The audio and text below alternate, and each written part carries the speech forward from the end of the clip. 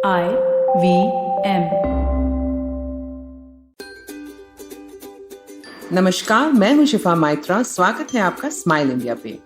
उम्मीद है आप इस हसीन मौसम का आनंद उठा रहे हो और आपकी खुशी कुछ और बढ़ाने के लिए ये लीजिए मजेदार समाचार। शुरू करते हैं देश के उस शहर से जहां अब नल का पानी पिया जा सकता है बिना उबाले, क्योंकि वो फिल्टर करके ही पहुंचाया जाता है आप तक।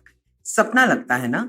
यहाँ तो एक दिन फिल्टर खराब हो जाए तो पानी को उबाल कर ठंडा करके ही बोतलें भरी जाती हैं। पर विदेश में कई ऐसे शहर हैं जैसे न्यूयॉर्क, लंदन और सिंगापुर, जहां सरकार ऐसा पानी देती है जो पीने और खाना बनाने के लिए बिल्कुल ठीक है।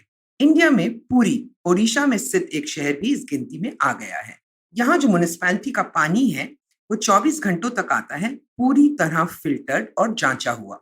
तो अब नहाते समय गाना गाते हुए थोड़ा पानी पी भी लिया तो कोई चिंता नहीं। पर्यटक जो यहाँ घूमने आते हैं अब कहीं से भी पानी पी सकते हैं और प्लास्टिक की बोतलों का झंझट ही खत्म। मुबारक हो पुरी वासियों को, और उम्मीद है कि बाकी जगहों पर भी ये कृपा बरसी जाएगी। अगली खबर जो सच में देश के लिए लाभदायक हो सकती है, हिसार हरियाणा से है। यहाँ पिटवार गांव में रहते हैं प्रदीप कुमार। स्कूल के बाद वो बाकियों की तरह खेती नहीं करना चाहते थे, तो शुरू किया अपना बिजनेस, सोलर पैनल्स का। वो जानते थे कि किसान कितनी मुश्किलें झेलते हैं बिजली न होने के कारण। लोगों ने पैनल लगवा तो लिए, पर क्योंकि खेती साल भर नहीं होती, तो अगली बार जब वो खेत पे जाते तो कुछ पैनल टूट गए होते या फिर गायब। गुस्सा तो वो आकर प्रदीप पे ही निकालते। तो उसने एक नया उपाय खोजा। 3 साल तक उस पे काम किया और फिर बनाया एक यंत्र जिसमें छोटे छोटे सोलर पैनल लगाए हुए थे।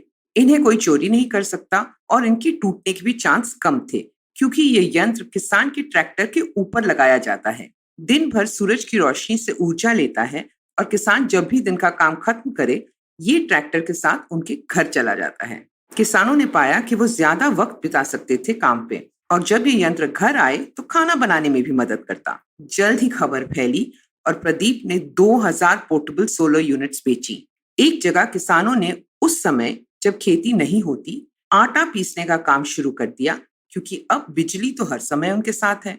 इसी तरह हरियाणा में तो खुशहाली रोज बढ़ रही है प्रदीप के इस प्रयास के कारण। अब वो बना रहे हैं इसका एक छोटा साइज उन किसानों के लिए जिनके पास ट्रैक्टर नहीं है।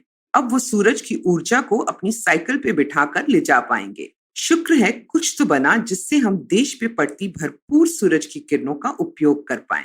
अब नजर डालते हैं मुंबई की तरफ। यहाँ रहते हैं अमी के नाना और नानी। नाना जी 85 के हैं और नानी भी 80 पार कर चुकी हैं। 10 साल पहले वो रिटायर होकर अपनी बेटी के साथ रहने आ गए। उनकी नाती नाना जी की चहीती है, और लॉकडाउन के वक्त जब उसने दिखाया कि कैसे उसके बाल झड़ने लगे हैं, तो उन्हें हैरानी हुई। पता चला देश भर में लोगों को ये समस्या है। अब नाना जी ने अपने ही कमरे में एक प्रयोग शुरू किया। आयुर्वेद और जड़ी बूटियों की जानकारी तो है उन्हें। नानी ने कुछ और पढ़ाई की और एक तेल बनाया गया किचन में। नाना जी ने खुद लगाना शुरू किया और 3 महीनों में नतीजा सामने था। फिर घर के और लोगों ने लगाया और बहुत खुश हुए। नाती ने मार्केटिंग करनी शुरू की ऑनलाइन। भर भर के ऑर्डर्स आने लगे। दिन के 1000 फोन आते हैं। बच्चों ने, पड़ोसियों ने कहा चलो मिलकर बिजनेस शुरू करते हैं। पर अमी के नाना जी ने कहा नहीं, क्षमा कीजिएगा, पार्टनरशिप तो मैं अपनी पत्नी के साथ ही करूंगा।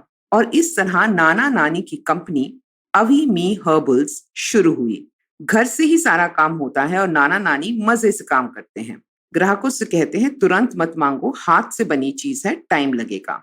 काम इतना बढ़ रहा है और आमदनी भी कि अब नाना नानी जल्द ही फैक्ट्री शुरू करेंगे। इन दोनों ने तो हम सबको सिखा दिया कि साथ काम किया जा सकता है, कहीं से भी और कभी भी। आज की आखिरी खबर है नासिक से, जहां रहती है तृप्ति। ये चलाती है संपूर्ण, और जो काम ये करती है वो अत्यंत जरूरी और मुश्किल है।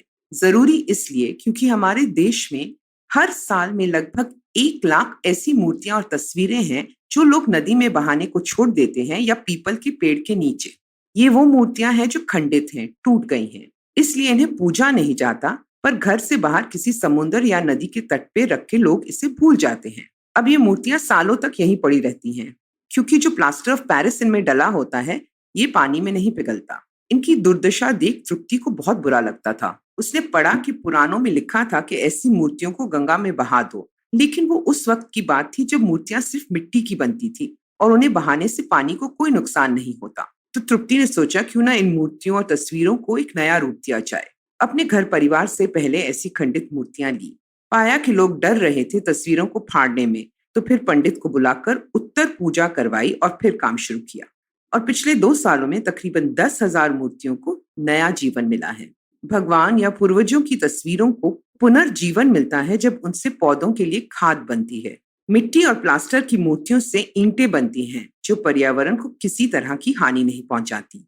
लकड़ी और पीतल की मूर्तियों से इको फ्रेंडली खिलौने बनते हैं और सिक्के, जो नए घरों की सजावट बढ़ाते हैं। हर बार जब खंडित मूर्तियों पे काम शुरू होता है, तो पहले पूजा और हवन होता है। और तृप्ति को इस बात की खुशी है कि उन देवताओं का सम्मान हो रहा है एक नए रूप में। वो सिर्फ अपने मजदूरों की तनख्वाह के लिए कुछ पैसे लेती है हर ग्राहक से, और उनके चेहरे पे मुस्कान दिखती है जब इस काम में वो अपने घर के देवताओं को शामिल करते हैं। है ना सरल और सुंदर उपाय? अब मुझे आज्ञा दीजिए।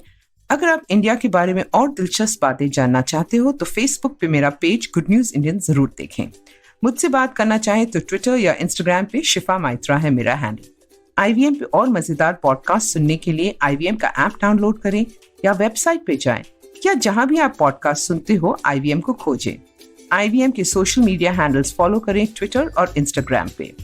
अगली बार तक अपना और अपनों का ध्यान रखिए। अब जब आप ये पॉडकास्ट सुन चुके हो तो अगर आप इसे अंग्रेजी में सुनना चाहते हैं तो वो भी मुमकिन है। स्माइल इंडिया हिंदी और अंग्रेजी दोनों में आता है, तो अपने सर्कल में ये बात बताना ना भूलें। Hey, it's been another great week on the IVM Podcast Network. On Agla Station Adulthood, Ritasha and Ayushi are in conversation with journalist Pallavi Iyer. They talk about her having lived in so many different cities, adulting through it all, and what motherhood means to her and how young folk can lead better lives and support the nation's progress. On Smarter with Sid, Siddharth asks if energy management is just a better way of time management. Tune in to find out if this is practical and possible. On Khel Niti, Rajiv Mishra, Ayaz Memon and Sabah Karim talk about Team India's elimination from the T20 World Cup, Pakistan's new team and New Zealand stepping into the semi-finals. On Smile India, Shifa discusses a Kolkata-based NGO that's trying to help single-screen cinema survive. And on Hansvani, hear the story Mere Liye Ek Minute and find out why a depressed man mourns his own death by observing silence for a whole minute. Do follow us on social media. We're IVM Podcast on Twitter, Facebook, Instagram, and LinkedIn. And do follow us on YouTube. We have a number of different channels. You can find them on ivmpodcast.com/YouTube, where you'll be able to take a look at all of the channels we have. And finally, we'd like to thank our sponsors this week: Cred, Bank of Baroda, Quarter, CoinSwitch, Kuber, Slay Coffee, Intel, and Oxfam India. Thank you so much. You make this possible. Have you ever wondered where the business world is headed? How the ways in which we create, market, and sell to consumers will evolve? Or if we'll ever go back to wearing pants while working? For answers to all of this and more, tune into Advertising is Dead with me, Varun Dugirala. Every Tuesday, as I talk to entrepreneurs, leaders, and change makers from across business, media, marketing, and beyond. You can catch all episodes of Advertising is Dead on the IVM Podcast website, app, or wherever you get your podcasts from.